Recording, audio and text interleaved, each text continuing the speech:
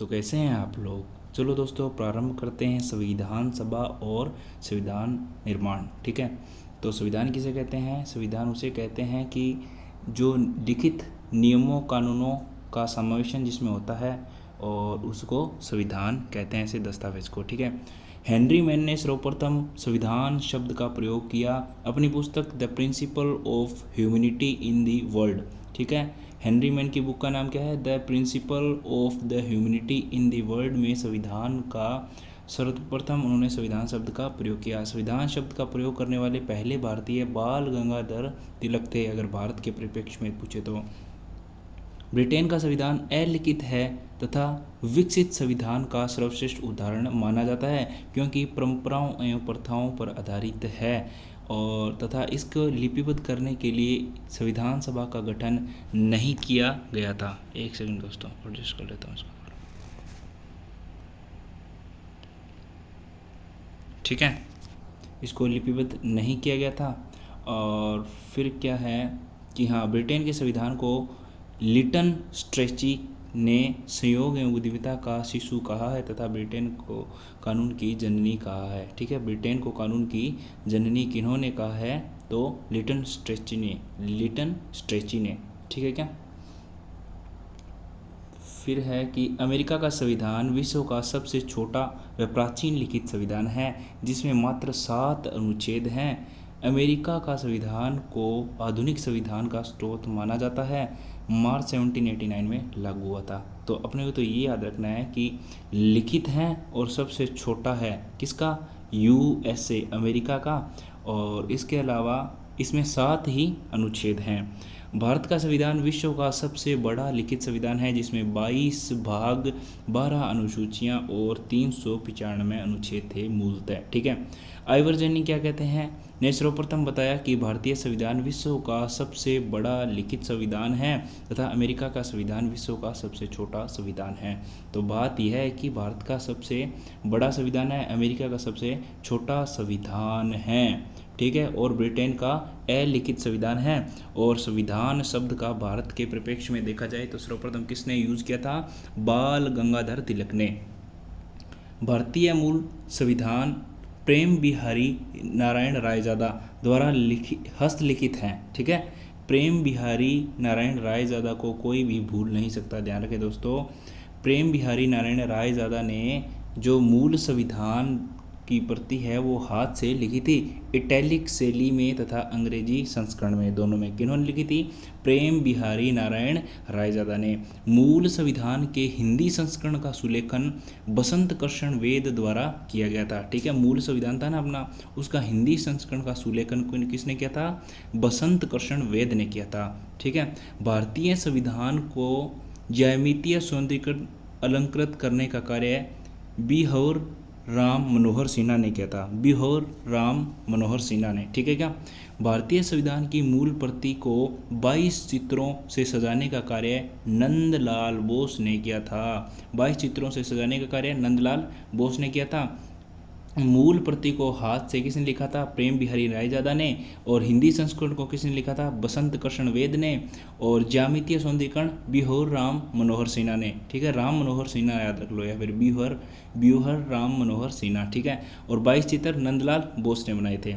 और शांति निकेतन के कलाकार थे नंदलाल बोस, और इन्होंने चित्रकारी की शिक्षा अवनींद्रनाथ टैगोर से ली थी। ठीक है, किसने, नंदलाल बोस ने। नंदलाल बोस ने संविधान में चित्र बनाए थे, बिहार राम मनोहर सिन्हा ने सौंदर्यीकरण किया था अलंकृत ज्यामिति का, और बसंत कृष्ण वेद ने तो हिंदी का सुलेखन किया था मूल संविधान का, और प्रेम बिहारी नारायण रायजादा ने तो इटैलिक की शैली में अंग्रेजी संस्करण लिखा था हाथ से। ठीक है, संविधान सभा का प्रतीक चिन्ह क्या था, हाथी था, इसे मुहर के रूप में प्रयुक्त किया गया था। संविधान सभा का प्रतीक चिन्ह हाथी था, और संविधान शब्द का सर्वप्रथम हेनरी मैन ने यूज़ किया था शब्द का उपयोग। फिर अपने भारत के परिप्रेक्ष्य में बाल गंगाधर तिलक ने संविधान शब्द का सर्वप्रथम प्रयोग किया था। संविधान सभा संविधान का निर्माण करने वाली सभा को संविधान सभा कहते हैं। भारतीयों के द्वारा संविधान सभा की मांग 1895 बाल गंगाधर तिलक द्वारा स्वराज विधेयक में भारतीय संविधान के दर्शन को देखें, बाल गंगाधर तिलक द्वारा स्वराज विधेयक में भारतीयों के संविधान सभा के सिद्धांत का दर्शन देखने को मिलता है। ठीक है क्या? तो सर्वप्रथम स्वराज विधेयक 1895 में पेश किया था किसने? बाल गंगाधर तिलक ने। उसी के अंदर ही इन्होंने संविधान शब्द का प्रयोग किया था। 1922 में महात्मा गांधी ने भी कहा, भारतीयों का संविधान भारतीयों की इच्छा अनुसार होना चाहिए। हरिजन पत्रिका में महात्मा गांधी ने 1922 में ऐसा कहा था। 1895 में बाल गंगाधर तिलक ने स्वराज विधेयक में संविधान की मांग की थी। ठीक है। फिर 1925 ईस्वी में गांधी जी की अध्यक्षता में दिल्ली सर्वदलीय सम्मेलन में स्मृति द्वारा तैयार कॉमनवेल्थ ऑफ इंडिया बिल प्रस्तुत किया गया। यह संविधान निर्माण की दिशा में पहला महत्वपूर्ण प्रयास था। 1928 में मोतीलाल नेहरू द्वारा प्रस्तुत नेहरू रिपोर्ट में भी संविधान सभा की मांग रखी गई थी। और फिर है 1934 में सर्वप्रथम औपचारिक रूप से संविधान सभा की व्यक्तिगत मांग वामपंथी नेता क्या नाम है, M.N. रॉय ने की थी। M.N. रॉय ने सर्वप्रथम औपचारिक रूप से संविधान सभा की मांग कब की थी? 1934 में की थी। सर्वप्रथम संविधान शब्द का प्रयोग किसने किया था? बाल गंगाधर तिलक ने किया था। ठीक है, बाल गंगाधर तिलक कब किया था? 1895 में किया था। कमेंट बॉक्स में बाल गंगाधर तिलक की बुक का नाम बताएं। ठीक है। फिर कि 1934 में कांग्रेस समाजवादी पार्टी ने स्पष्ट रूप से संविधान सभा की मांग रखी। किसने? 1934 में कांग्रेस ने। ठीक है, कांग्रेस समाजवादी पार्टी ने। फिर 1935 में भारतीय राष्ट्रीय कांग्रेस ने पहली बार संविधान सभा के गठन की मांग की थी। तो 1935 में भारतीय राष्ट्रीय कांग्रेस ने पहली बार 1935 में मांग की थी। और आधिकारिक रूप से या फिर औपचारिक रूप से M.N. रॉय ने 1934 के अंदर यह मांग की थी। ठीक है। 1938 में भारतीय राष्ट्रीय कांग्रेस की ओर से पंडित जवाहरलाल नेहरू ने घोषणा की कि स्वतंत्र भारत के संविधान का निर्माण वयस्क मताधिकार के आधार पर चुनी गई संविधान सभा द्वारा किया जाएगा तथा इससे कोई बाहरी हस्तक्षेप नहीं करेगा। 1938 में किसने कहा था? यह है पंडित जवाहरलाल नेहरू ने यह घोषणा की थी। ठीक है। फिर अगस्त प्रस्ताव के अंदर अगस्त प्रस्ताव 1940 में सर्वप्रथम ब्रिटिश सरकार ने सैद्धांतिक रूप से संविधान सभा की मांग को स्वीकार कर लिया। ठीक है, अगस्त प्रस्ताव के अंदर। लेकिन लिनलिथगो का अगस्त प्रस्ताव भारतीयों का अस्वीकार था, इसलिए इसके तहत संविधान सभा का निर्माण न हो सका। तो अगस्त प्रस्ताव 1940 लिनलिथगो द्वारा पेश किया गया था, लेकिन भारतीयों ने इसे अस्वीकार कर दिया। क्रिप्स मिशन 1942 में 2 वर्ष बाद में पुनः ब्रिटिश सरकार ने भारतीयों के लिए संविधान निर्माण की बात स्वीकारी द्वितीय युद्ध के उपरांत। लेकिन क्रिप्स मिशन की असफलता के कारण इसके तहत भी संविधान सभा का गठन नहीं हो सका। तो अगस्त प्रस्ताव 1940 में भी नहीं हुआ, क्रिप्स मिशन 1942 में भी नहीं हुआ। कैबिनेट मिशन मार्च 1946 के तहत अंततः भारतीयों के लिए संविधान सभा के निर्माण की योजना को स्वीकार कर लिया गया। कैबिनेट मिशन की योजना के तहत ही संविधान निर्माण को भारतीयों द्वारा 1946 मार्च के अंदर स्वीकार कर लिया था। संविधान सभा का गठन कैबिनेट मिशन के तहत संविधान सभा का गठन किया गया, जिसमें कुल सदस्य 389 थे। 90 से एक कम 389 थे टोटल सदस्य। और किस के तहत किया गया था? कैबिनेट मिशन 1946 जो कि मार्च में आई था कैबिनेट मिशन, उसी के तहत ही संविधान सभा का गठन पर भारतीयों ने मंजूरी दी। प्रत्येक प्रतिनिधि सदस्य का चुनाव 10 लाख की जनसंख्या के आधार पर किया गया था। ठीक है, कितनी जनसंख्या पर किया गया था? 10 लाख की जनसंख्या पर। ठीक है, 1946 मार्च के अंदर कैबिनेट मिशन आया, उसी को ही मान लिया गया। पहले अगस्त प्रस्ताव 1940 में आया था, उसे नहीं माना था। क्रिप्स मिशन 1942 में आया था, उसी को भी नहीं माना। लेकिन फिर जो 1946 के अंदर आई थी कैबिनेट मिशन, उसको मान लिया गया। टोटल 389 सदस्य थे ठीक है। निर्वाचित सदस्य इसमें से 296, जिनका निर्वाचन होना था। मनोनीत सदस्य थे 93, ये देशी रियासतों के सदस्य थे, ठीक है। देशी रियासतें इन्हें मनोनीत कर सकती, तो 93 सदस्य मनोनीत थे और 296 सदस्य क्या थे, निर्वाचित होना था, ठीक है। और फिर देखें दोस्तों 200 इसमें से भी 296 में से 292 ब्रिटिश प्रांतों से थे और 4 सदस्य चीफ कमिश्नरी प्रांतों से थे और 93 मैंने आपको बता ही दिए। तो टोटल कितने थे, 389, 296 तो निर्वाचित होने थे, 4 चीफ कमिश्नरी से थे और 97 रियासतों से मनोनीत होने थे। संविधान सभा अंशतः निर्वाचित व अंशतः मनोनीत थी, अर्थात संविधान सभा में निर्वाचित व मनोनीत दोनों प्रकार के सदस्य थे। क्यों? क्योंकि 97 को तो मनोनीत करना था और कितने सदस्य थे, 296 सदस्यों को क्या करना था, 296 सदस्यों को क्या करना था, 296 सदस्यों को क्या करना था, निर्वाचन, ठीक है। टोटल कितने थे, 389 सदस्य थे और 294 सदस्य तो कहाँ से थे, 292 थे ना, हाँ 292 थे प्रांतों से, ब्रिटिश प्रांतों से, और 292 थे ब्रिटिश प्रांतों से, 4 चीफ कमिश्नरी से थे। टोटल कितने हो गए, 296, ठीक है। और 97 को मनोनीत करना था, तो मनोनीत भी हो गए और निर्वाचित भी हो गए। तो अंशतः मनोनीत थी और अंशतः निर्वाचित थी क्या, संविधान सभा। कैबिनेट मिशन 1946 के तहत संविधान सभा का गठन किया गया था। 389 टोटल सदस्य थे ना, इनमें से 296 सदस्य निर्वाचित थे, जिसमें से 292 सदस्य 11 ब्रिटिश प्रांतों, तो कितने ब्रिटिश प्रांत थे, 11 ब्रिटिश प्रांत थे, ठीक है, से, जबकि 4 सदस्य चीफ कमिश्नरी प्रांतों से, कौन कौन से, अजमेर मेरवाड़ा, बलूचिस्तान पाकिस्तान वाला और कुर्ग कर्नाटक, और इसके अलावा दिल्ली। तो कौन कौन से चीफ कमिश्नरी थी, अजमेर मेरवाड़ा और दिल्ली तो आपको याद रहेगी।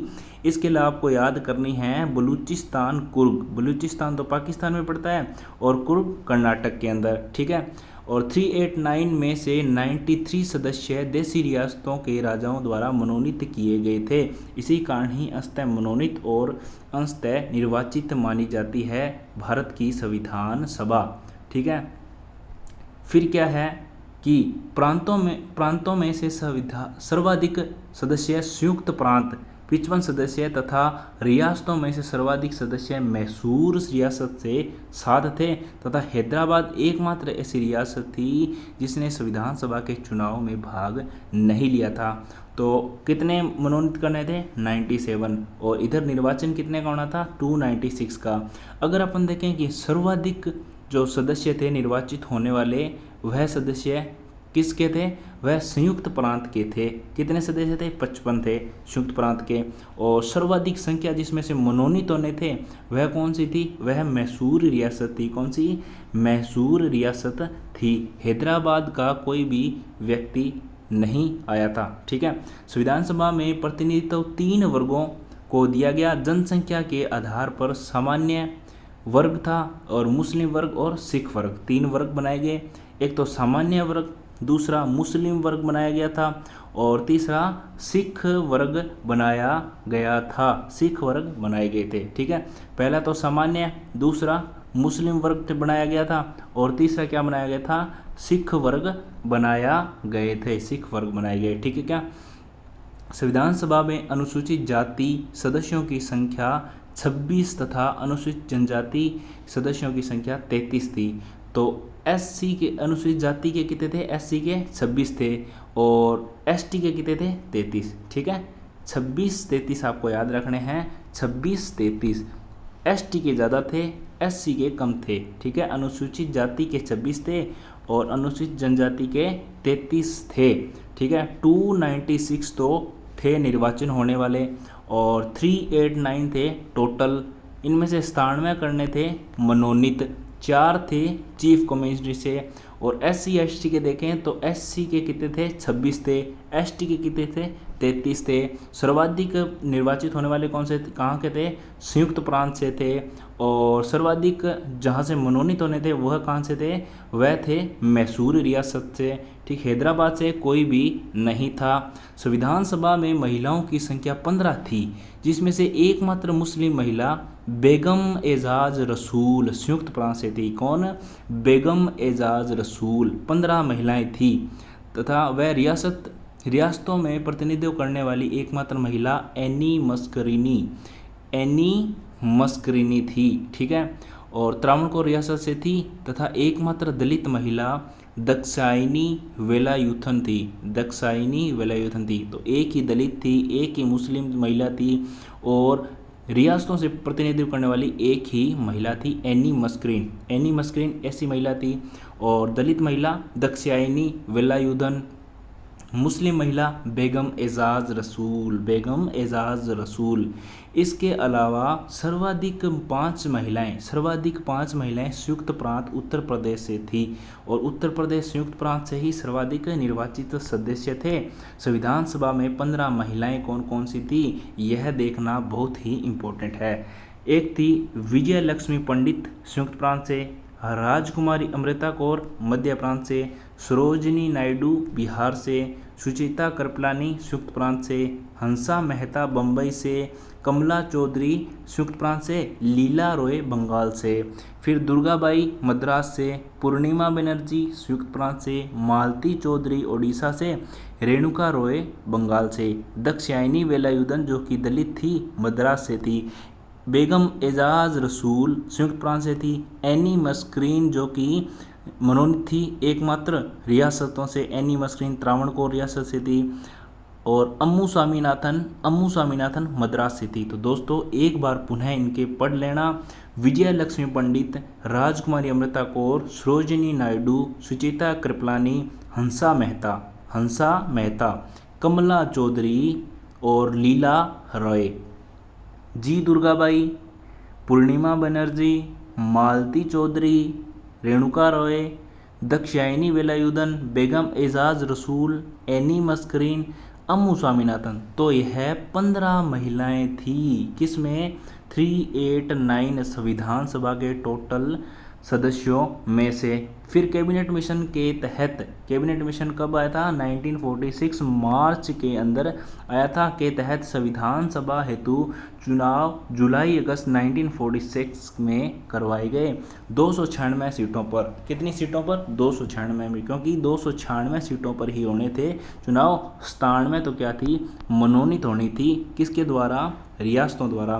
संविधान सभा का संयुक्त चुनाव प्रांतीय व्यवस्थापिका के सदस्यों द्वारा अप्रत्यक्ष रूप से हुआ था। संविधान सभा का चुनाव वयस्क मताधिकार के आधार पर ना होकर सीमित मताधिकार के आधार पर हुआ था, ध्यान रखें। संविधान सभा एक बहुदलीय निकाय थी, इसने अनेक समितियों के माध्यम से कार्य किए थे।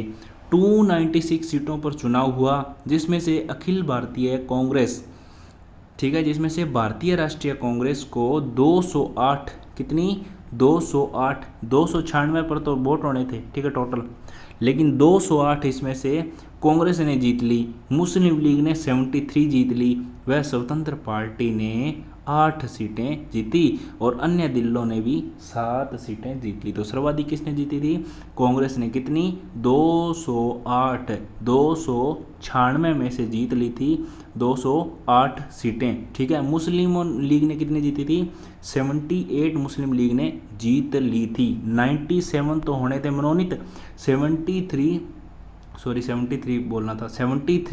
जीत ली थी मुस्लिम लीग ने, और स्वतंत्र पार्टी ने 8 सीटें और अन्य दलों ने 7 सीटें जीत ली थी। सर्वाधिक 208, 15 थी महिलाएं, किसमें, संविधान सभा में 389 थे टोटल सदस्य। और फिर चलते हैं आगे कि संविधान सभा के लिए हुए चुनावों के परिणाम जुलाई अगस्त 1946 के तहत ये थी पार्टियां और इनकी सीटों की संख्या। फिर ये है समुदाय आधारित। ठीक है, तो सर्वप्रथम अपन देखते हैं पार्टियों के आधार पर।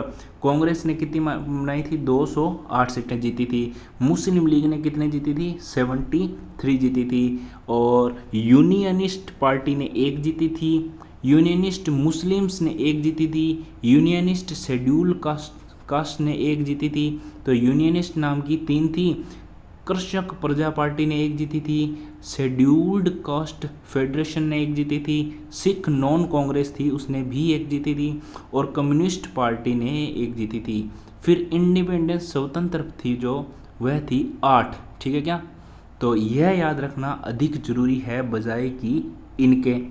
तो यह याद रखें, आप एक बार ज़रूर इनको पढ़ लें। आप यही पढ़ लें मात्र कि कौन कौन सी पार्टियों ने चुनाव जीता था जुलाई अगस्त 1946 के अंदर। संविधान सभा की प्रथम बैठक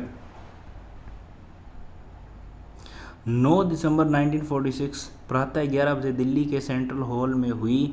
इसमें अस्थायी अध्यक्ष वरिष्ठ सदस्य सच्चिदानंद सिन्हा को बनाया गया था और जिन्होंने इस बैठक का उद्घाटन किया। इनके नाम का प्रस्ताव जे.बी. कृपलानी द्वारा लाया गया था तथा सबसे वरिष्ठ सदस्य को ही अस्थायी अध्यक्ष बनाने का प्रावधान फ्रांस से लिया गया था, क्योंकि फ्रांस में क्या है कि सबसे वरिष्ठ सदस्य को अपना सदस्य बनाया गया था संविधान सभा का। उसी आधार पर सच्चिदानंद सिन्हा को ऐसा वरिष्ठ सदस्य या फिर अस्थायी सदस्य चुना गया और इसने प्रस्ताव दिया था जे.बी. कृपलानी ने। 9 दिसंबर को हुई थी प्रथम बैठक 1946 के अंदर। जुलाई अगस्त में हुए थे चुनाव और मार्च 1946 में आया था क्या? Cabinet mission.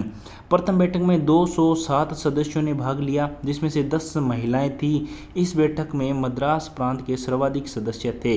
तो 296 पर तो होने थे चुनाव। कांग्रेस ने कितनी जीती? 208। लेकिन प्रथम बैठक 9 दिसंबर को कितने लोग आए? 207 लोग ही आए, जिनमें से महिलाएं कितनी आई थी? 10 आई थी। फिर ध्यान रखने योग्य बातें क्या है कि चुनाव में पर्याप्त प्रतिनिधित्व नहीं मिलने के कारण मुस्लिम लीग ने संविधान सभा की प्रथम बैठक में भाग नहीं लिया था। तब चर्चिल ने कहा था कि यह एक ऐसा विवाह मंडप है जिसकी दुल्हन गायब है। क्यों कहा था विंस्टन चर्चिल ने? क्योंकि जो मुस्लिम लीग थी ना, वह आई नहीं थी उसके सदस्य। ठीक है, किसमें? संविधान सभा में। इसी कारण चर्चिल ने क्या कहा कि यह तो एक विवाह का ऐसा मंडप है जिसकी दुल्हन गायब है। हैदराबाद, ऐसा किसने कहा था? चर्चिल ने कहा था। बहुत इंपॉर्टेंट है, ध्यान रखना। हैदराबाद रियासत ने भी प्रथम बैठक का बहिष्कार किया था। महात्मा गांधी व मोहम्मद अली जिन्ना संविधान सभा के सदस्य नहीं थे और तेज बहादुर सप्रू, जयप्रकाश नारायण ने संविधान सभा से त्याग पत्र दे दिया था। किसने दिया था? तेज बहादुर सप्रू व जयप्रकाश नारायण ने। संविधान सभा की दूसरी बैठक 10 दिसंबर 1946 को होती है। संविधान सभा की तीसरी बैठक 11 दिसंबर 1946 को होती है, जिसमें राजेंद्र प्रसाद को निर्विरोध संविधान सभा का स्थायी सदस्य चुन लिया गया। पहले कौन थे? 9 दिसंबर को सच्चिदानंद सिन्हा का प्रस्ताव किसने दिया था? जे.बी. कृपलानी। किस आधार पर? फ्रांस के आधार पर दिया था। 13 दिसंबर 1946 को संविधान सभा की 5वीं बैठक में जवाहरलाल नेहरू ने उद्देश्य प्रस्ताव रखा, जिसमें कुल 8 अनुच्छेद शामिल थे या फिर 8 उद्देश्य थे, जो 22 जनवरी 1947 अगले वर्ष पारित हुआ। ठीक है, कब रखा गया? 13 दिसंबर को रखा गया। 13 दिसंबर 1946 को रखा गया। कब पास हुआ? 22 जनवरी 1947 को पास हुआ। क्या? उद्देश्य प्रस्ताव। कितने उद्देश्य थे इसमें? 8 उद्देश्य थे। किसने रखा था? जवाहरलाल नेहरू ने रखा था उद्देश्य प्रस्ताव 13 दिसंबर को। और 11 दिसंबर को किसे चुन लिया गया था? 11 दिसंबर को राजेंद्र जी को स्थायी सदस्य चुन लिया गया था। सच्चिदानंद सिन्हा को वरिष्ठता के आधार पर जे.बी. कृपलानी ने फ्रांस के आधार पर कहा था कि सच्चिदानंद सिन्हा को अस्थायी अध्यक्ष बनाया जाए। फिर देखें आप कि यही उद्देश्य प्रस्ताव आगे जाकर उद्देशिका या फिर संविधान की प्रस्तावना बनी थी। 24 जनवरी 1950 को संविधान सभा की अंतिम बैठक हुई। कब? 24 जनवरी 1950 को। ठीक है, पहली बैठक कब हुई थी? 9 दिसंबर को हुई थी 1946 को। और 1946 के बाद लास्ट कब होती है? 24 जनवरी 1950 को होती है लास्ट। फिर क्या है इसमें? 284 सदस्यों ने हस्ताक्षर किए, जिसमें से 8 महिलाएं थी। सर्वप्रथम हस्ताक्षर पंडित जवाहरलाल नेहरू ने तथा सबसे अंत में राजेंद्र प्रसाद ने साइन किए थे। 284 लोग आए, 8 महिलाएं थी जिसमें से। ठीक है क्या? और 24 जनवरी 1950 की यह बात है। संविधान सभा के सदस्य अंतिम रूप से एक साथ 24 जनवरी 1950 को मिले। संविधान सभा के सदस्य अंतिम रूप से एक साथ 24 जनवरी 1950 को मिले। 24 जनवरी 1950 को अंतिम बैठक में एक तो राष्ट्रगान और राष्ट्रगीत को अपनाया गया तथा राष्ट्रपति का निर्वाचन भी कर लिया गया संविधान सभा के सदस्यों द्वारा। तो एक तो ध्यान रखें, गान, गीत, पति। ठीक है, राष्ट्रगान, राष्ट्रगीत और राष्ट्रपति का चुनाव 24 जनवरी 1950 जब लास्ट बैठक हुई थी तब ही चुनाव कर लिया गया। ध्यान रखने बात योग्य क्या है? 22 जुलाई 1947 को राष्ट्र ध्वज अपना लिया गया था, क्योंकि भारत आज़ाद कब होता है? 15 अगस्त 1947 को होता है। तो 1947 को क्या फहराना था? झंडा। 15 अगस्त को फहराना था। तो 15 अगस्त से पहले ही क्या हुआ? जुलाई के अंदर 22 जुलाई 1947 के अंदर झंडा डिसाइड कर लिया गया। और भारतीय ध्वज के जो आर्किटेक्चर है वो कौन है? पिंगली वेंकई हैं। संविधान सभा में 11 अधिवेशन हुए टोटल, लेकिन 24 जनवरी 1950 को संविधान सभा पुनः बैठी। इस प्रकार कुल अधिवेशनों की संख्या 12 थी। 12 अधिवेशनों में 165 दिन बैठकें हुई, जिसमें से 114 दिनों तक संविधान के प्रारूप पर विचार विमर्श किया गया था। 165 दिन तो क्या है? दिन बैठकें हुई थी। और कितने अधिवेशन हुए? 12 अधिवेशन हुए। 24 जनवरी को लास्ट हुई और 284 सदस्यों ने हस्ताक्षर किए, जिनमें से 8 महिलाएं थी। संविधान सभा में टोटल 15 महिलाएं थी। संविधान सभा का प्रथम अधिवेशन 9 से 23 दिसंबर 1946 तक चला था। 9 दिसंबर से लेकर 23 दिसंबर 1946 तक चला था तथा 11वां अधिवेशन 14 से 26 नवंबर 1949 व 12वां अंतिम अधिवेशन 24 जनवरी को 1950 को हुआ था। फिर एक ध्यान से देखें कि संविधान सभा के अस्थायी अध्यक्ष सच्चिदानंद सिन्हा, स्थायी अध्यक्ष राजेंद्र प्रसाद। संविधान सभा के उपाध्यक्ष 2 थे दोस्तों, H.C. Mukherjee, V.T. Krishnamachari. H.C. Mukherjee, V.T. Krishnamachari, ये याद रखना बहुत ज़्यादा जरूरी है। संविधान सभा के सचिव कौन थे? H.V.R. अयंगर थे। संविधान सभा के मुख्य प्रारूपकार कौन थे? L.N. मुखर्जी थे। संवैधानिक सलाहकार कौन थे? B.N. राव। संविधान निर्मात्री सभा के अध्यक्ष कौन थे? राजेंद्र प्रसाद। संविधान के प्रथम वक्ता कौन थे? डॉक्टर राधाकृष्णन थे। संविधान सभा के प्रथम वक्ता कौन थे? बोलने वाले डॉक्टर राधाकृष्णन थे। ठीक है। संविधान का सर्वप्रथम कच्चा प्रारूप बेनेगल नरसिंह राव या फिर B.N. राव ने तैयार किया था। और अगस्त 1947 में, जिसमें 243 अनुच्छेद 13 अनुसूचियाँ थी। जुलाई 1946 में B.N. राव को तत्कालिक वायसराय लॉर्ड वेवेल ने संवैधानिक सलाहकार नियुक्त किया था। तो संविधान सभा के संवैधानिक सलाहकार कौन थे? B.N. राव थे। ठीक है। B.N. राव अंतर्राष्ट्रीय न्यायालय द हेग, B.N. राव अंतर्राष्ट्रीय न्यायालय द हेग के न्यायाधीश बनने वाले प्रथम भारतीय थे। कौन बने थे? B.N. राव संविधान सभा के क्या थे? संवैधानिक सलाहकार थे। फिर देखें कुछ संविधान की महत्वपूर्ण समितियां, बड़ी समितियां और उनके अध्यक्ष देखें कि संघीय संविधान समिति के अध्यक्ष पंडित जवाहरलाल नेहरू, संघ शक्ति समिति के अध्यक्ष पंडित जवाहरलाल नेहरू, राज्यों के लिए समिति के अध्यक्ष भी जवाहरलाल नेहरू, प्रांतीय संविधान समिति के सरदार वल्लभ भाई पटेल, प्रांतीय संविधान समिति के सरदार वल्लभ भाई पटेल, मौलिक अधिकारों, अल्पसंख्यकों एवं जनजातीय क्षेत्रों के लिए समिति के लिए कौन थे? सरदार वल्लभ भाई पटेल।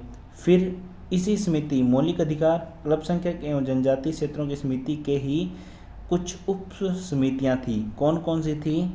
तो वह थी मौलिक अधिकार उप समिति जे.बी. कृपलानी, मौलिक अधिकार उप समिति जे.बी. कृपलानी, अल्पसंख्यक उप समिति एच.सी. मुखर्जी, जो कि उपाध्यक्ष थे संविधान सभा के, एच.सी. मुखर्जी और वी.टी. कृष्णमाचारी। तो दो उपाध्यक्ष थे संविधान सभा के। तो अल्पसंख्यक उप समिति एच.सी. मुखर्जी और मौलिक अधिकार उप समिति जे.बी. कृपलानी।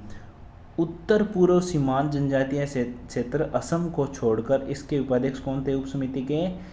गोपीनाथ बारदोलाई थे। प्रक्रिया नियम समिति के अध्यक्ष डॉक्टर राजेंद्र प्रसाद थे। संचालन समिति के अध्यक्ष भी राजेंद्र प्रसाद थे, लेकिन प्रारूप समिति के अध्यक्ष डॉक्टर भीमराव अंबेडकर थे। याद रखने योग्य बातें क्या है कि याद रखने योग्य बात यह है कि संघीय संविधान समिति, संघ शक्ति समिति, राज्यों के लिए समिति के अध्यक्ष कौन थे? जवाहरलाल नेहरू। प्रांतीय संविधान समिति के सरदार वल्लभ भाई पटेल। और मौलिक अधिकार अल्पसंख्यकों एवं जनजातीय क्षेत्रों के लिए समिति के अध्यक्ष कौन थे? सरदार वल्लभ भाई पटेल। लेकिन इसकी कुछ उप समितियाँ थी, तो इनके अध्यक्ष कौन थे? मौलिक अधिकार उप समिति के अध्यक्ष कौन थे? जे.बी. कृपलानी। अल्पसंख्यक उप समिति के अध्यक्ष कौन थे? अल्पसंख्यक उप समिति के एच.सी. मुखर्जी थे। उत्तर पूर्वी सीमांत जनजातीय के गोपीनाथ बारदोलाई, जिनको कोई नहीं भूल सकता, गोपीनाथ बारदोलाई। प्रक्रिया नियम समिति राजेंद्र प्रसाद, संचालन समिति भी राजेंद्र प्रसाद, लेकिन प्रारूप समिति तो कोई भूल ही नहीं सकता। छोटी समितियां एक बार और नज़र से देख लेते हैं। कार्य संचालन समिति के.एम. मुंशी, ठीक है, वहाँ पर अपन ने देखी संचालन समिति जो कि राजेंद्र प्रसाद थे, नहीं, अब देखनी है कार्य संचालन समिति के.एम. मुंशी। कार्य संचालन समिति के.एम. मुंशी संविधान सभा के कार्यों से संबंधित जो समिति थी उसकी जी.वी. मावलंकर, सदन समिति बी. सीतारमैया, राष्ट्र ध्वज समिति तदर्थ समिति के राजेंद्र प्रसाद थे। वित्त एवं कर्मचारी स्टाफ समिति के भी राजेंद्र प्रसाद थे। प्रत्यायक या फिर कोर्डिनेशियल समिति के भी अध्यक्ष अलादी कृष्ण स्वामी अय्यर थे। सर्वोच्च न्यायालय के लिए तदर्थ समिति एस. वरदाचारी थे। और आयुक्तों के प्रांतों के लिए समिति पी. पेटाबी सीतारमैया थे। संघीय संविधान के लिए वित्तीय प्रावधानों संबंधी समिति के अध्यक्ष नीलनी रंजन सरकार। भाषाई प्रांत समिति के एस. के. डार। प्रेस दीर्घा समिति उषा नाथ सेन। नागरिकता पर तदर्थ समिति एस. वरदाचारी। प्रारूप संविधान की जांच के लिए विशेष समिति जवाहरलाल नेहरू। यहाँ पर आपको फंसाया जा सकता है कि प्रारूप संविधान की जांच के लिए विशेष समिति आपको लगेगा किसकी थी? भीमराव अंबेडकर की, लेकिन जवाहरलाल नेहरू इसके अध्यक्ष थे, ठीक है। फिर देखते हैं प्रारूप समिति के बारे में। प्रारूप समिति का गठन 29 अगस्त 1947 को किया गया था, जिसके अध्यक्ष समेत सहित टोटल सदस्य कितने थे? अध्यक्ष सहित 7 सदस्य थे टोटल, ठीक है। अध्यक्ष सहित ही 7 सदस्य थे या फिर 7 लोग थे, ठीक है। भीमराव अम्बेडकर सभी जानते हैं निर्वाचित थे और अध्यक्ष थे। मोहम्मद सादुल्ला निर्वाचित थे और अलादी कृष्ण स्वामी और N Gopal Swami Iyengar, KM. Munshi, B L. मित्र और डी.पी. खेतान। अब ध्यान रखें, वापस से एक बार बोल दें इनको। भीमराव अम्बेडकर तो प्रारूप समिति के अध्यक्ष सब जानते हैं। Mohammad Saadulla, Alladi Krishnaswami Ayyar, Gopalaswami Ayyar, Alladi Krishnaswami Ayyar, N Gopalaswami Ayyar, K M. Munshi, B L. Mitra, D P. Khaitan, K M. Munshi, B L. Mitra, D P. Khaitan, K M. Munshi, B L. Mitra, D P. Khaitan. संविधान सभा के कार्यों की जो उप समिति थी उसके अध्यक्ष कौन थे? के.एम. मुंशी थे। और इसके अलावा 2 और व्यक्ति कौन थे? बी.एल. मित्र, डी.पी. खेतान, ठीक है। एच.सी. मुखर्जी और वी.टी. कृष्णमाचारी थे, उपाध्यक्ष थे संविधान सभा के, ठीक है। फिर देखें, निर्दलीय बी.एल. मित्र ने स्वास्थ्य कारणों के कारण त्यागपत्र दे दिया, उनकी जगह एन. माधव राव आए थे। इनकी जगह कौन आ गए थे, BL मित्र की जगह N माधवराव, ठीक है, और DP खेतान की जगह TT कृष्णमाचारी आ गए थे, ठीक है। उपाध्यक्ष अपन VT कृष्णमाचारी पढ़ते हैं, लेकिन जो प्रारूप समिति है उसके अंदर कौन आ गए थे, TT कृष्णमाचारी आ गए थे, ठीक है। DP खेतान की जगह TT कृष्णमाचारी, DP खेतान की जगह TT कृष्णमाचारी। तो एक बार वापस मुझे दोहरा दें कि पहले थे भीमराव अंबेडकर, मोहम्मद सादुल्ला, फिर और कौन थे, अलादी कृष्ण स्वामी अयंगर, अलादी कृष्ण स्वामी अय्यर और N गोपाल स्वामी अयंगर, N गोपाल स्वामी अयंगर। फिर थे BL मित्तर की जगह कौन आ गए थे, N माधवराव, DP खेतान की जगह TT कृष्णमाचारी आ गए थे और KM मुंशी अन्य सदस्य थे। फिर चलते हैं दोस्तों आगे। N माधवराव व TT कृष्णमाचारी मूल प्रारूप समिति के सदस्य नहीं थे, यह बाद में शामिल हुए थे। कौन, N माधवराव किसकी जगह आए थे, BL मित्र की जगह, और TT कृष्णमाचारी किसकी जगह आए थे, DP खेतान की जगह, ठीक है। और मूल प्रारूप समिति कब गठन किया गया था, 29 अगस्त 1947 में किया गया था क्या, 29 अगस्त 1947, सही है, ठीक है। 29 अगस्त 1947 को प्रारूप समिति का गठन किया गया था। फिर मूल प्रारूप समिति में एकमात्र कांग्रेसी सदस्य KM मुंशी थे, क्वेश्चन कई बार पूछा जा चुका है, ठीक है। KM मुंशी थे, लेकिन बाद में TT कृष्णमाचारी भी शामिल हो गए थे, किसकी जगह, DP खेतान की जगह, वह भी कांग्रेसी थे। तो दो कांग्रेसी कौन कौन हो गए थे, KM मुंशी, TT कृष्णमाचारी, दोनों कांग्रेसी थे। प्रारूप समिति का गठन सत्यनारायण सिन्हा के प्रस्ताव पर किया गया था। 30 अगस्त 1947 को BR अम्बेडकर प्रारूप समिति के अध्यक्ष चुने गए थे। 29 अगस्त को तो गठन होता है और अगले ही दिन 30 अगस्त को अम्बेडकर जी अध्यक्ष चुने जाते हैं। प्रारूप समिति की प्रथम बैठक में प्रारूप समिति को संविधान का प्रारूप तैयार करने में अत्यधिक समय लगा, अतः नजीरुद्दीन अहमद ने प्रारूप समिति को अपवहन समिति की संज्ञा दी। किसने, नजीरुद्दीन अहमद ने अपवहन समिति, किसे बोला, प्रारूप समिति को, नजीरुद्दीन अहमद ने, ठीक है। और फिर क्या है, प्रारूप समिति ने संविधान का अंतिम प्रारूप 4 नवंबर 1948 को प्रस्तुत किया तथा इसी दिन संविधान पहली बार पढ़ा गया था, ठीक है। विंस्टन चर्चिल ने क्या कहा था, बिना ऐसा मंडप जिसकी दुल्हनिया गायब है, क्योंकि मुस्लिम लीग प्रथम बैठक के अंदर नहीं आई थी।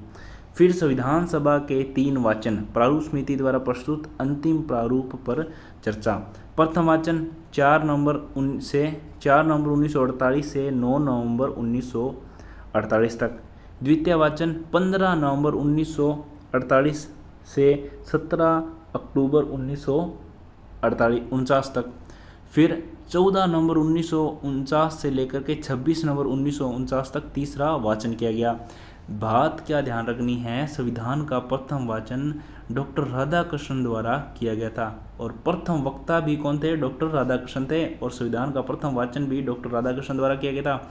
अतः इन्हें संविधान का प्रथम वक्ता कहते हैं। किन्हें कहते हैं, संविधान का प्रथम वक्ता डॉक्टर राधाकृष्णन को। सबसे लंबे समय तक चलने वाला वाचन द्वितीय वाचन था, जबकि सबसे कम समय में चलने वाला प्रथम वाचन था। संविधान के प्रारूप समिति में कितने सदस्य थे, आप मुझे बताएं, और कब गठन किया गया था, कमेंट बॉक्स में बता दें।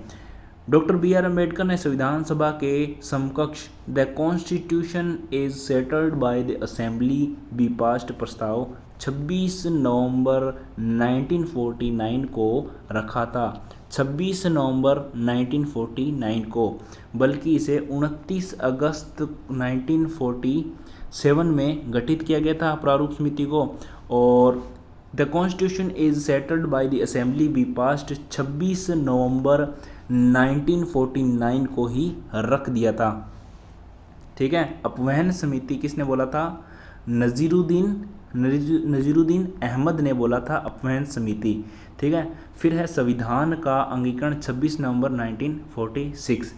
26 नवंबर 1949 सॉरी दोस्तों, 26 नवंबर 1949 को संविधान को अंगीकृत किया गया। इसका उल्लेख प्रस्तावना में मिलता है। 26 नवंबर 1949 मिति मार्ग से शुक्ल सप्तमी विक्रमी संवत 2006 को अंगीकृत अधिनियम द्वारा आत्मार्पित किया जाता है। याद करें यह लाइन, ठीक है। इसी दिन 26 नवंबर 1949 को संविधान के 16 अनुच्छेद प्रभावी हो गए थे। कौन कौन से? 5, 6, 7, 8, 9 याद तो ये रखने हैं, 5 से लग जाओ और 9 तक। फिर 60 नंबर एक याद रखना, 324 एक याद रखना, 66, 67 एक याद रखना, ठीक है। 366, 367 एक याद रखना। फिर 379 और 380, फिर 388 अलग यह है। 91, 92, 93, 94, 391, 92, 93, 94, लास्ट वाले 4, ठीक है। और प्रारंभ के कितने हैं? प्रारंभ के भी हैं 5। तो प्रारंभ के देखो 5, 6, 7, 8, 9 ये वाले हो गए। और लास्ट के कौन से हैं? 391 से लग जाओ, 391, 92, 93, 94 ये तो आपको याद करा दिए मैंने। कितने? 5 और 4 9 याद करा दिए, 16 हैं टोटल, ठीक है। 9 तो मैंने याद करा दिए, अब आपको कितने याद करने हैं? 7 याद करने हैं। इसके अलावा 2 और हैं जो 66 और 67, 366 और 367 2 और याद करा दिए, ठीक है। फिर देखें एक और है 379 और 380, 379 और 80, 366 67 है, फिर 379 80 है, ठीक है। और 391 92 93 94 तक हैं। और 5 6 7 8 9 भी हैं। और इसके अलावा 324 एक याद रखना, 60 एक याद रखना, 60 एक याद रखना, 324 एक लगना, 66 67 366 367 एक याद रखना, 379 380 एक याद रखना। और 388 भी है इम्पोर्टेंट, 388। तो 26 नवंबर 1949 को कितने संविधान के अनुच्छेद लागू कर दिए गए थे? 16 लागू कर दिए गए थे। एक बार इन्हें अपनी नोटबुक पे लिख डालें बिना देखें, वीडियो बंद करके यहीं पे। कौन कौन से थे? 5 6 7 8 9, ठीक है, ये हो गए। उसके अलावा कौन सा था? उसके अलावा सॉरी 324 था, 324, ठीक है। और 60, 324 और 60 थे।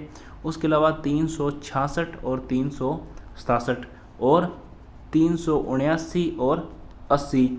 इसके अलावा 388 और 391 92 93 94 16 अनुच्छेद लागू कर दिए थे 26 नवंबर 1949 को, ठीक है। अर्थात इसी दिन नागरिकता, निर्वाचन आयोग, संसद के संबंधित उपबंध, राष्ट्रपति की शपथ तथा अस्थायी संक्रमणकारी उपबंधों को तुरंत प्रभाव से लागू कर दिया गया था। एक तो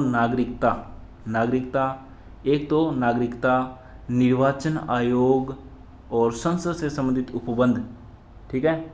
2 तो अपने से याद रखें, नागरिकता और निर्वाचन आयोग, संसद से संबंधित उपबंध, राष्ट्रपति की शपथ तथा अस्थायी संक्रमणकारी उपबंध, 4 चीज़ें लागू हो गई थी। पुनः दोहरा दिए एक बार, कौन कौन सी? एक तो नागरिकता के अलावा निर्वाचन आयोग, निर्वाचन आयोग, संसद से संबंधित उपबंध और राष्ट्रपति की शपथ तथा अस्थायी संक्रमणकारी उपबंध चीज़ें लागू हो गई थी। ये 26 नवंबर 1949 को अंगीकृत किया गया संविधान। और फिर क्या हुआ कि अतः 26 नवंबर को संविधान दिवस मनाया जाता है। संविधान दिवस सर्वप्रथम 26 नवंबर 2015 को मनाया गया, अर्थात 2015 से संविधान दिवस की शुरुआत हुई, क्योंकि इस वर्ष संविधान निर्माता डॉक्टर भीमराव अम्बेडकर की 125वीं जयंती थी। तो 26 नवंबर को माना जाता है संविधान दिवस। कब प्रारंभ किया संविधान दिवस मनाना? 2015 में किया। फिर संविधान का पूर्ण रूप से लागू होना 26 जनवरी 1950। इससे पहले 26 नवंबर 1949 को क्या है, 16 अनुच्छेद लागू हुए थे, जिनमें थी नागरिकता, निर्वाचन, संसद संबंधी प्रावधान, राष्ट्रपति से संबंधित प्रावधान और अन्य संक्रमणकालीन शक्तियाँ थी, ठीक है। और कौन से 5 6 7 8 9, 324 60, फिर 366 367 379 380 388 91, 92, 93, 94, 300 सभी, ठीक है। ये 16 थे, याद कर लेना एक बार ध्यान से, ठीक है। दूसरी बार वीडियो देखोगे आपको पूरी याद हो जाएगी, ठीक है।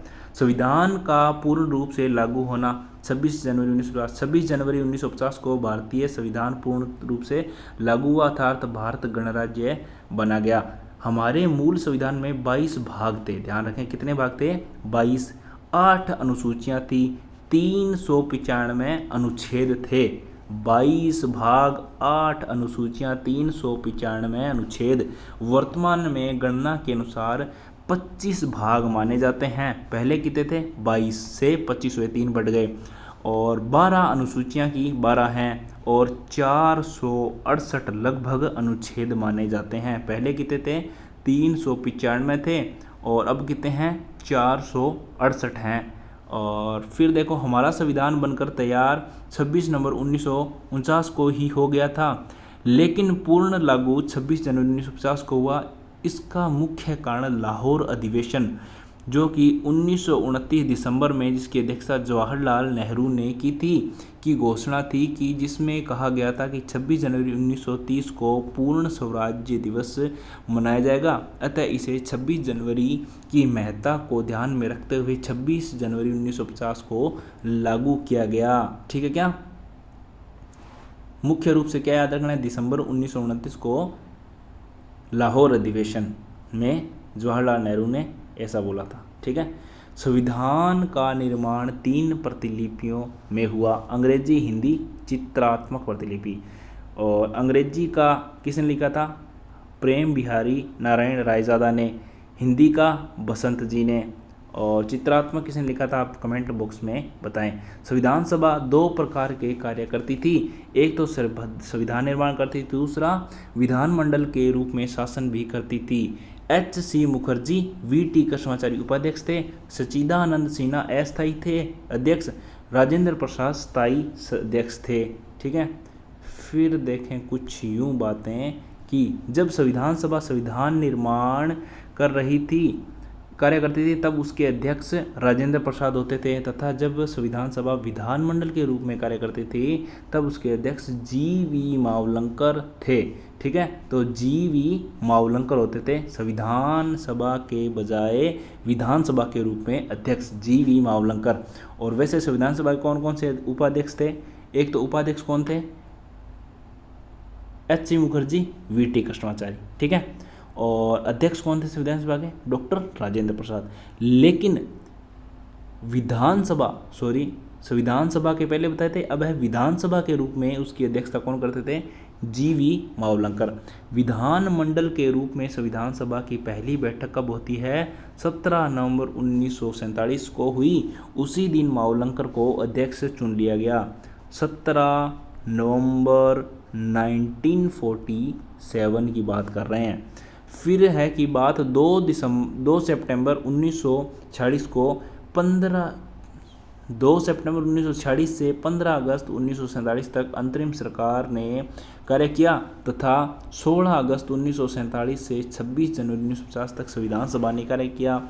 1935 के एक्ट के तहत तथा 26 जनवरी 1950 से अप्रैल 1952 तक संविधान सभा ने अंतरिम संसद के रूप में 52 तक काम किया। कब तक किया था, 52 तक अंतरिम रूप से काम किया था। फिर हो जाते हैं चुनाव, ठीक है। मुख्य बातें क्या हैं कि संविधान निर्माण में 2 वर्ष 11 माह 18 दिन लगे, 2 11 18। संविधान सभा 3 वर्ष 1 माह 16 दिन तक अस्तित्व में रही थी, ठीक है। पाकिस्तान के अलग होने के बाद संविधान सभा की सदस्य संख्या 324 से रह गई थी। पहले कितनी थी, 389, फिर कितनी रह गई थी, 324। प्रांतों से 235 व देशी रियासतों से 89, ठीक है। देखें 89 थे देशी रियासतों से और 235 कहाँ से थे, प्रांतों से।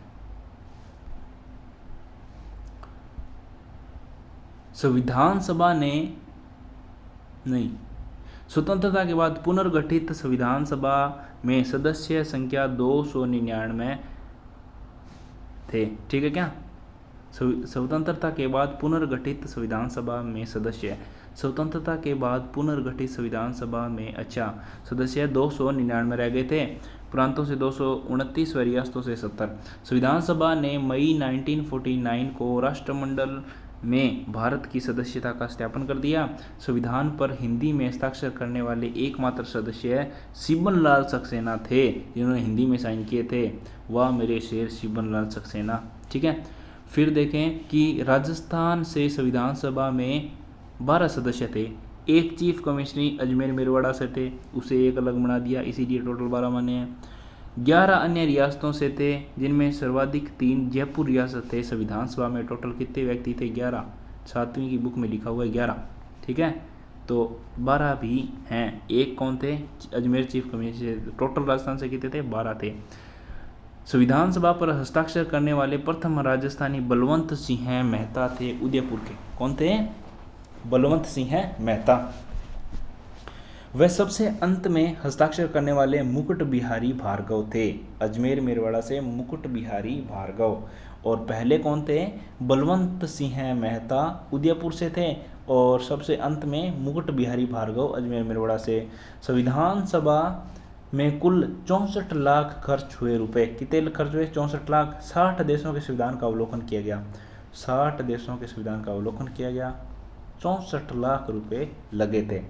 ठीक है, जगजीवन राम संविधान सभा के अखिल भारतीय दलित वर्ग संघ के सदस्य के रूप में शामिल हुए थे। संविधान सभा में संघ की राजभाषा को सुलझाने हेतु मुंशी अयंगर फॉर्मूले का प्रयोग किया गया था। संविधान सभा ने मजदूरों व किसानों का समुचित प्रतिनिधित्व नहीं होने के कारण समाजवादियों और साम्यवादियों ने भारत की संविधान सभा का बहिष्कार किया था। फिर BR अम्बेडकर के बारे में थोड़े से एक तथ्य हैं, वह जान लेते हैं। बाबा साहब कहलाने वाले भीमराव अम्बेडकर संविधान के विधिवेता थे, जिनका जन्म 14 अप्रैल 1891 ईस्वी को हुआ। मध्य प्रदेश के महू में हुआ था। इनकी जयंती 14 अप्रैल को समरसता दिवस के रूप में मनाई जाती है, और यह स्वतंत्र भारत के प्रथम विधि कानून मंत्री इन्हें बनाया गया था। इन्होंने विधि मंत्री रहते हुए हिंदू कोड बिल प्रस्तुत किया, लेकिन यह पारित नहीं होने के कारण त्याग पत्र दे दिया था भीमराव अम्बेडकर ने। यह प्रारूप समिति के अध्यक्ष थे, सब जानते हैं। भारतीय संविधान का जनक पिता आधुनिक मनु की इन्हें संज्ञा दी जाती है। किसे? भीमराव अम्बेडकर साहब को। इन्होंने 1920 में all India depressed class federation की स्थापना की। 1920 में सितंबर 1932 में महात्मा गांधी और अम्बेडकर के बीच में पूना पैक्ट होता है, सितंबर 1932 में। 36 में इंडिपेंडेंट लेबर पार्टी का गठन किया। यह सर्वप्रथम संविधान सभा में पूर्वी बंगाल के चेशुरकुला सीट से चुने गए थे, लेकिन स्वतंत्रता के बाद बम्बई प्रांत की पूना सीट से चुने गए। इनके लिए पुनः सीट M.R. जयकर ने खाली की थी। इन्होंने संविधान को पवित्र दस्तावेज कहा है। ठीक है, इन्हें 1990 में मरणोपरांत भारत रत्न पुरस्कार 1990 में दिया गया था। फिर देखें कि संविधान सभा के सत्र, तो पहले में उद्देश्य प्रस्ताव, दूसरे में उद्देश्य प्रस्ताव पास व समितियों का निर्माण, समितियों द्वारा प्रतिवेदन, राष्ट्र ध्वज स्वीकृति 22 जुलाई। चौथे में, ठीक है, राष्ट्र ध्वज को स्वीकृति चौथे अधिवेशन में हुई थी। फिर संविधान सभा का एक संप्रभु निकाय का दर्जा 5वें सत्र में मिल गया था। प्रारूप समिति के द्वारा संविधान का प्रारूप प्रस्तुत 6ठे में किया था। ठीक है, 6ठे अधिवेशन में। और फिर संविधान का प्रथम वाचन राष्ट्रमंडल की सदस्य ग्रहण, संविधान का हिंदी में अनुवाद 9वें सत्र में किया था। दूसरा वाचन 10वें 11वें में। संविधान पर हस्ताक्षर 12वां सत्र, ध्यान रखना। ठीक है, फिर कुछ महत्वपूर्ण कथन बोले हैं अपने भारतीय संविधान के बारे में। कुछ आलोचनाएं हैं, कुछ विशेषताएं हैं। संविधान एक मशीन की तरह बेजान चीज़ है, और इसमें वे लोग जीवन फूंकते हैं जो इसका नियंत्रण करते हैं। भारत में बस कुछ ईमानदार लोगों की आवश्यकता है, जिनके लिए राष्ट्रहित ही सर्वोपरि है। डॉक्टर राजेंद्र प्रसाद ने ऐसा कहा था। ठीक है क्या? मैं आपके इस विचार पर सहमत हूँ कि यद्यपि हमारे संविधान में ऐसे उपबंधों का समावेश भी है जो केंद्र को ऐसी शक्ति प्रदान कर देते हैं जिसमें प्रांतों की स्वतंत्रता समाप्त सी हो जाती है, फिर भी यह एक परिसंघात्मक संविधान है। डॉक्टर भीमराव अंबेडकर, जो कि तर्क के साथ बात रखते थे। ठीक है।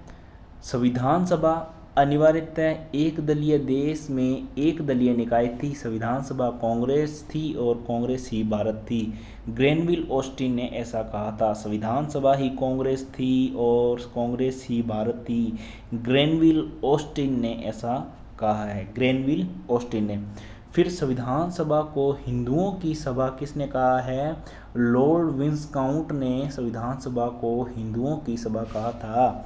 ग्रेनविल ने तो संविधान सभा को ही कांग्रेस और कांग्रेस को ही भारत कहा था। ग्रेनविल ऑस्टिन ने, लॉर्ड विस्काउंट ने संविधान सभा को भारत हिंदुओं की सभा की संज्ञा दी थी।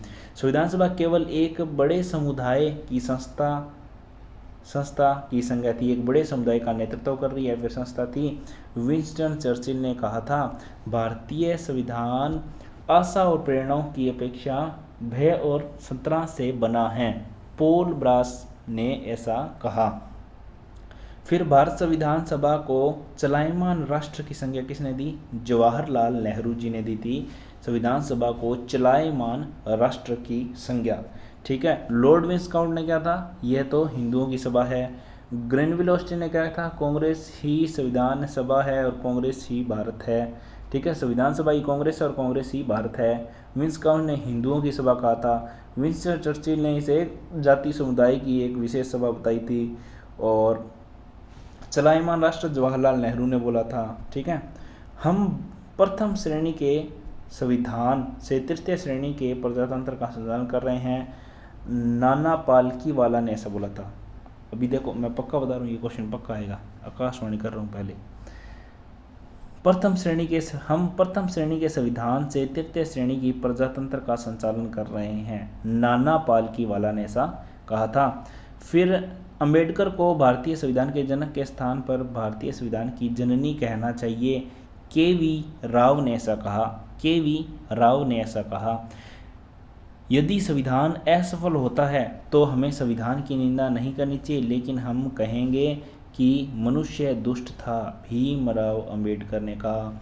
भारतीय संविधान को वकीलों का स्वर्ग आइवर जैनिंग ने कहा था। आइवर जैनिंग ने भारतीय संविधान को वकीलों का स्वर्ग की संज्ञा दी थी। भारत की संविधान सभा को भारत के सूक्ष्म चित्र की संज्ञा किसने दी थी? भारत का सूक्ष्म चित्र ग्रेनविल ऑस्टिन ने दी थी। इसके अलावा ग्रेनविल ऑस्टिन ने ही इसको कहा था, संविधान सभा ही कांग्रेस है और कांग्रेस ही भारत है। मौलाना आज़ाद, जवाहरलाल नेहरू, वल्लभ भाई पटेल, राजेंद्र प्रसाद अल्पतंत्र के रूप में थे, यह कथन कहा था ग्रेनविल ऑस्टिन ने। जवाहरलाल नेहरू ने संविधान संशोधन प्रक्रिया के संबंध में संविधान सभा में कहा था कि हम जबकि चाहते हैं कि यह संविधान ठोस व इतना स्थायी जितना हम संरचना के रूप में इसे बना सकते हैं, फिर भी संविधानों में कोई स्थायित्व नहीं होता। यदि आप किसी को जड़ या स्थायी बना देते हैं, आप राष्ट्र की प्रगति, जीवित लोगों के विकास को रोक देते हैं। जवाहरलाल नेहरू ने कितनी अच्छी बात बोली थी। ठीक है। और चलायमान राष्ट्र किसको बोला था? जवाहरलाल नेहरू ने संविधान सभा को बोला था। ठीक है। और अपनी राष्ट्रवादी प्रतिक्रिया में भारतीय संविधान के निर्माताओं ने अल्पसंख्यकों के हितों एवं भावनाओं के महत्व को कम करके आंका है। यह किसने बोला? आइवर जैनिंग ने बोला था। भारत का संविधान बहुत लंबा, बहुत कठोर, बहुत आगे है, यह कथन आइवर जैनिंग ने बोला था। बहुत लंबा कठोर आइवर जैनिंग ने बोला था। और अल्पसंख्यकों का कम महत्व दिया आइवर जैनिंग ने बोला था। ग्रेनविल ऑस्टिन ने होता है कांग्रेस ही भारत है, भारत ही कांग्रेस है। वल्लभ भाई पटेल इनको छोटा रूप में अल्पतंत्र माना था, ग्रेनविल ऑस्टिन ने। ग्रेनविल ऑस्टिन ने सूक्ष्म चित्र की संज्ञा दी थी।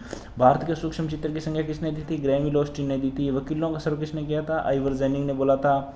और ये थी मुख्य बातें। ठीक है दोस्तों, तो आपका बहुत बहुत धन्यवाद वीडियो देखने के लिए। और आप चैनल को लाइक करें, सब्सक्राइब करें और वीडियो को शेयर करें। जो भी बात है वह हमें बता दें कमेंट करके कि हम यह सुधार करें, हम यह सुधार करना चाहेंगे। आगे भी पॉलिटी और इसके अलावा करंट अफेयर्स की वीडियोस आती रहेगी। प्लीज़ हमारे चैनल को लाइक सब्सक्राइब करें दोस्तों। बहुत बहुत धन्यवाद वीडियो देखने के लिए।